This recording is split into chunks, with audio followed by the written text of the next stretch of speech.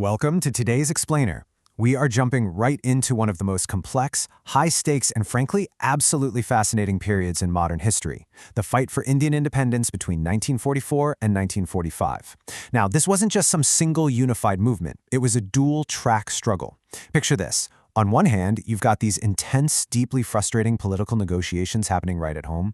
But on the other hand, a daring, armed rebellion was being forged overseas. It is a story of high-level political chess, dramatic escapes, and incredible sacrifice, and we're going to break the whole thing down right now. Okay, let's dive into this. Here's our roadmap for today. We'll start with the political deadlock at home, look at the Wavell Plan, then shift gears to Bose's daring escape, the origins of the INA, how Netaji takes command, and finally, we'll wrap up with the March on India. Section 1. Political Deadlock at Home, the Bureaucratic Stalemate. So, to set the scene, it's 1944 and India is locked in a massive constitutional crisis. The British are still firmly in charge, World War II is raging globally, and Indian leaders are just desperately trying to find a path forward. Enter a veteran Congress leader, C. Rajagopalachari. He proposes the CR formula, which actually had Mahatma Gandhi's backing. The idea was to set up a provisional central government where the Muslim League and Congress would cooperate. Then, after the war, they'd hold a plebiscite, basically a direct vote, in the Muslim majority areas of the Northwest and Northeast to let them decide if they wanted a separate sovereign state. So tacitly, this was an acceptance of the possibility of partition. But man, the objections were immediate and they were fierce. Muhammad Ali Jinnah flat out opposed it. He wanted Congress to formally accept the two-nation theory, and he argued that only Muslims in those regions should get to vote, not the whole population. Meanwhile, Hindu leaders, led by Veer Savarkar, just outright condemned the entire plan. So you have this massive gap between the factions and absolutely no middle ground to be found. But they didn't stop trying. Next up was the Desai-Liaqat Pact. Bhulabhai Desai from the Congress and Liaqat Ali Khan from the Muslim League tried drafting a brand new proposal. Their big idea? An interim government with an equal number of nominees from both the Congress and the League in the central legislature, plus 20% of the seats specifically reserved for minorities. But once again, no settlement could be reached. The political wheels were spinning, but they were completely stuck in the mud. Moving to Section 2, the Wavell Plan, a final diplomatic push. Fast forward to May 1945. The war in Europe has finally ended, but the Japanese threat in Asia is still a very real, very present danger. The conservative government back in Britain, led by Winston Churchill, suddenly realizes they urgently need a solution in India. So, the crucial point is, why the sudden rush? Well, first, a UK general election was coming up in mid-1945, and the Conservatives really needed to look like they were actively solving the India problem.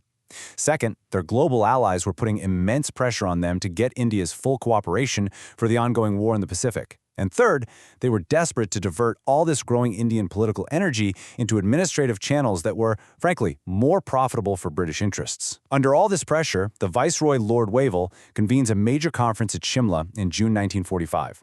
And to get the ball rolling, he officially orders the release of Congress leaders from jail. At Shimla, Wavell lays out a highly specific framework. He proposes an executive council that would be entirely Indian, with literally only two exceptions: the Governor-General and the Commander-in-Chief. Demographically, it offered equal representation for caste Hindus and Muslims. Now, this reconstructed council was supposed to act as an interim government under the existing 1935 Act, which meant it wasn't fully responsible to the Central Assembly just yet. And crucially, the Governor-General still kept his veto power, even though he was supposed to only use it on the advice of his ministers. But, much like the plans before it, the Shimla Conference eventually crashed and burned over disagreements on who actually had the right to nominate the Muslim members. Which brings us to Section 3, Bose's daring escape, from house arrest to global strategy. Let's move to and see how this builds. Because while the politicians were endlessly arguing in quiet rooms, Subhas Chandra Bose took a wildly different route. Bose was brilliant, a former mayor of Calcutta who actually resigned from the elite Indian civil services after coming in fourth, just so he could fight for freedom. He firmly believed this whole bureaucratic route was a dead end. In July 1940, he gets arrested in Calcutta. By December, after going on a hunger strike, he's put under strict house arrest. But then, in January 1941, he pulls off this absolutely stunning escape. He disguises himself as a man named Zia-ad-Din and makes it to Peshawar. From there, he literally travels the globe, eventually popping up in Germany to meet Hitler under the fake name Orlando Mazzata. In Germany, he sets up the Free India Center, builds a freedom army out of Indian POWs in Dresden, and starts broadcasting to India over Berlin radio in 1942, coining the iconic phrase Jai Hind. By early 1943, he sees that the real action is shifting to Asia, so he boards a submarine for an incredibly dangerous journey to Japan. Section 4. Origins of the INA. Forging an army from POWs. When Bose finally got to Southeast Asia, the foundation for an armed resistance was actually already there. It was built literally from Indian prisoners of war captured by the Japanese. This Indian National Army, or INA, came together in a few distinct phases. Step 1, a man named Mohan Singh approaches the Japanese and manages to recruit up to 40,000 Indian POWs who are ready to fight the British, but Step 2 hits a major roadblock.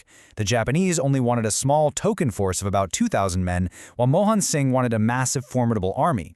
This friction gets so bad that the Japanese actually take Singh into custody.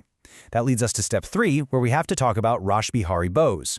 He was a veteran freedom fighter who had been organizing things in Tokyo since fleeing India way back in 1915.